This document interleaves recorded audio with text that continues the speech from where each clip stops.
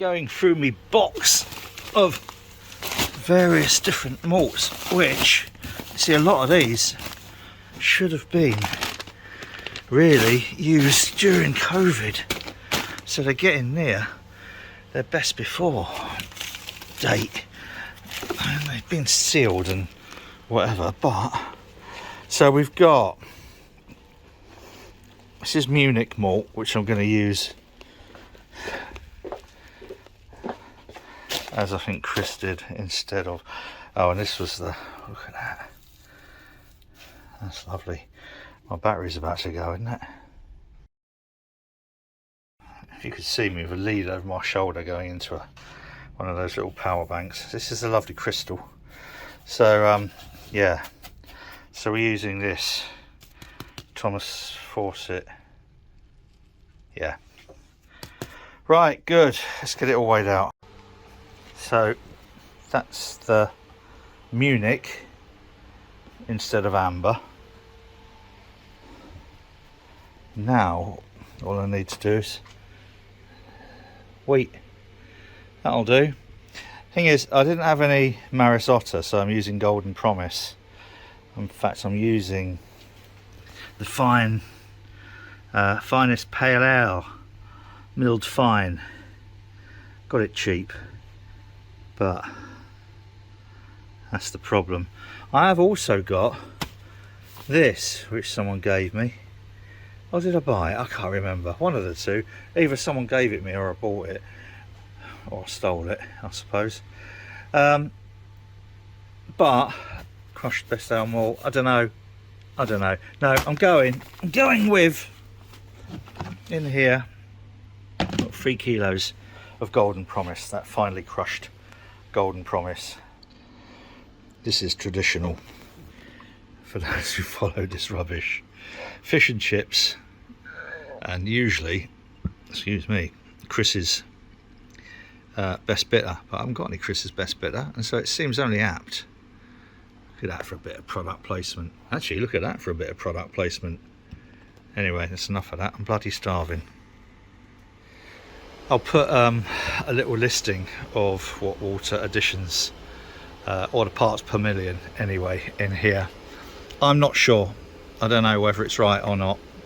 I've gone, anyway, having looked through numerous different, it's going to fuzzy up a bit, so let's let that settle, give it a stir. It's a fair bit of that's what you call baking soda, sodium bicarbonate, which is why it's all fizzy, fluffied up. And I've got the water in the HLT circulating, so I'm just going to add this gradually and then top that up a little bit more, top that up a little bit more, top that up. The thing with things like gypsum is gypsum doesn't really dissolve as such, neither does chalk. There isn't any chalk in here, so I've upped some of the other ingredients. That looks really weird, doesn't it now?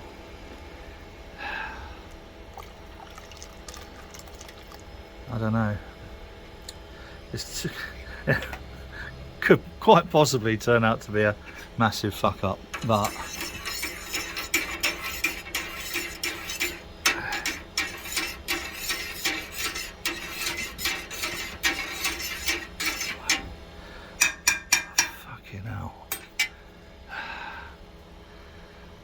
Right. Not sure. really not sure about that water profile. Wish I knew where it came from, but it wasn't. And here's the thing. If you have a look at Beersmith, have a look at their Burton water profile, that, I mean, crikey, it's nowhere near as lenient as this. It's a real killer. You might as well just get a sack of gypsum and chuck it in. Anyway, right, I'm going to give that 10 minutes to circ round, and then we've got our grain, which I weighed out yesterday. So give or take, sort of like 4 kilos, so 8, 9. I'm going to mash him with about 10 litres, see how that goes. And we're going to mash this at 68, so I need to adjust the temperature on here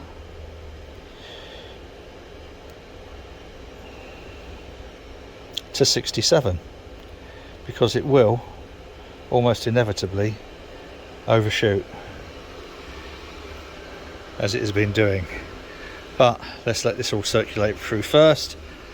Cleaned out the copper. Right, back when we're ready to get stirring that mash.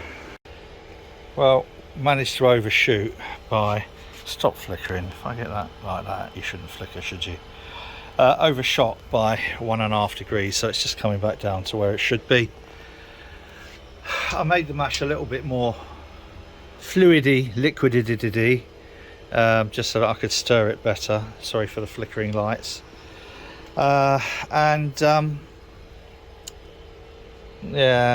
I don't know. I really don't know. I think mashing I'll just do by hand in future. Won't be such an issue when I move up to using Ian Powell's mash tun, because it's better insulated. This just isn't insulated, so temperature control and management is, well, it's fucking non-existent. And I always thought I might clad it, but then thought I'm going to upgrade before I do. Anyway, that's that. Back at the end of the mash. It's a little bit of a longer mash than I expected. Let's see where we're at. Right, let's flush this out. Not a bad colour. And get ready to sparge. That's good. Yeah, the reason for that was there's a knock on the door, and it was the police to take. No, it wasn't. It was a couple of guys who are doing a local history project, and I had a photo of this place here when it was a grain warehouse, massive, great big grain warehouse. And we knew it as this place because the angle it's taken from, you can see Paul's building on the other side. I'll just show you. Well, I've set the underback going. As long as the hose doesn't get in the way of that, we should be all right. So really slow, exceptionally slow sparge. I'll just show you. That's right, we're doing painty bits and grumbly bits, but it's from about this angle, and it's got the end of Paul's building there, which was just mind-blowing. And so anyway, we got Paul over and we stood there chatting and whatever, and then suddenly the alarm went off, and this is about 20 minutes later. So it's a bit of a longer sparge than I anticipated, and I'm not sure how it held the temperature. I've no idea. So I expect at some point we will find out. But you know, I'm happy enough with the colour. That's all right. Again, you know, slow sparge, start the boil. I'm going to go and get all the hop additions ready. I thought about this over the last few days. I'm going to do two brews like this using the same grain bill, but the second one I'm going to use, I think, Centennial.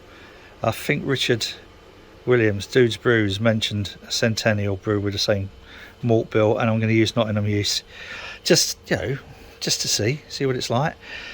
Yeah, right, back when we're transferred and we're ready for probably getting the boil going and the first hop addition.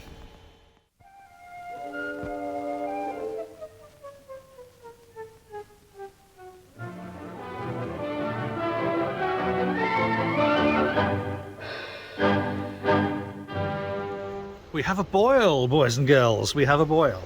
And I've set this up to do some recirculating in there, should we need to avoid any stratification. But here's the really silly thing. No hop filter alert. I know. No hop filter alert. I know. 40 grams at 60 minutes. Fuggles pellets. My filter's going to block. I know it is. everything's going to block. Plate chiller, it's all going to block. No, it's not. I've got some swappable filters, I'll put them in, but there we are. So I need to set the timer now for 45 minutes, and then there's 30 goes in, and then I think there's 80 goes in at flame out. I'll go and check those figures, obviously. But yeah, so interesting old day, beautiful day as well. Look at that out there.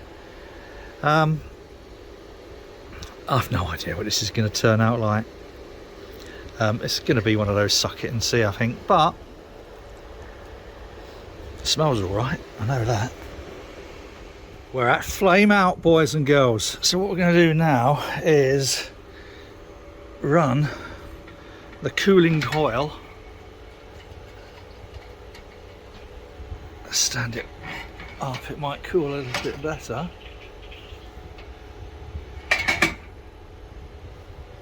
Good, and we want this down to 80.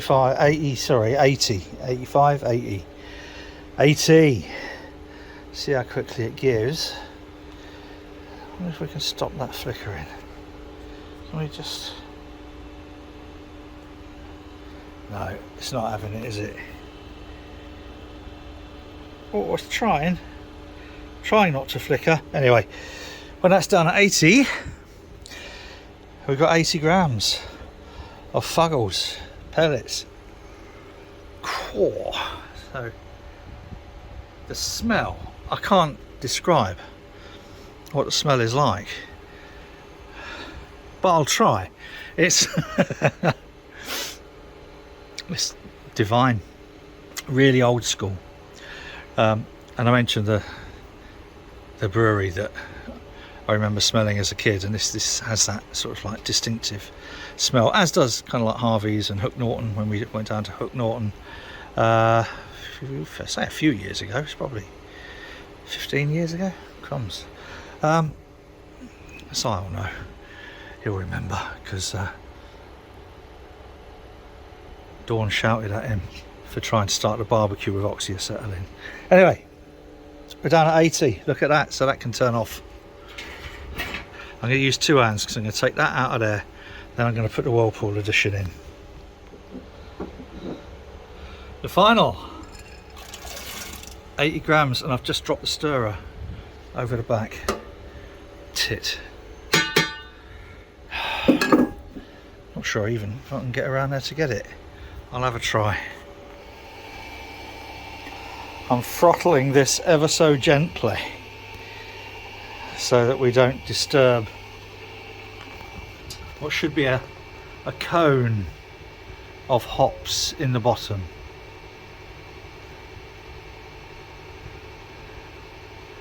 Seems to be going unusually well.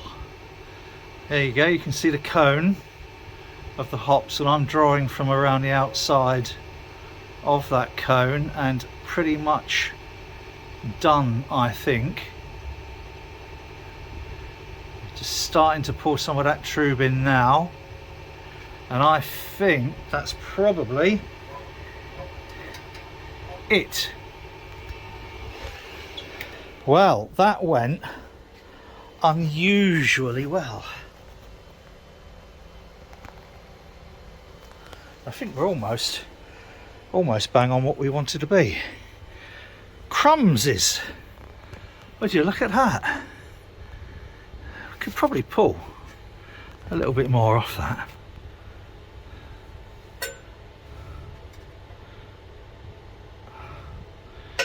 It just depends on how much kettle trub we want to go into the fermenter. None, I think, is the answer. Although some people do say the protein's good, but not for me. Right, let's get that yeast ready. I'm going to take a few slants and then chuck the yeast in. Ah, all in, pitched, spunding valve ready. I've set that for about 8 to 10, I think. Oh yeah, nah, don't look bad, does it?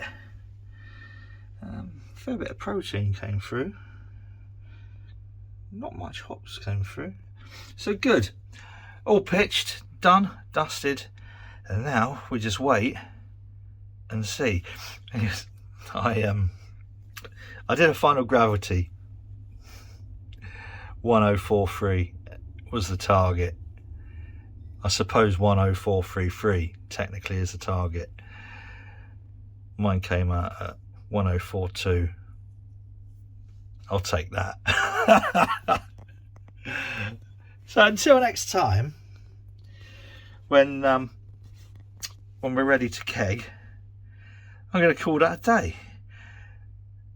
Whatever you're doing, do it safely. Cheers.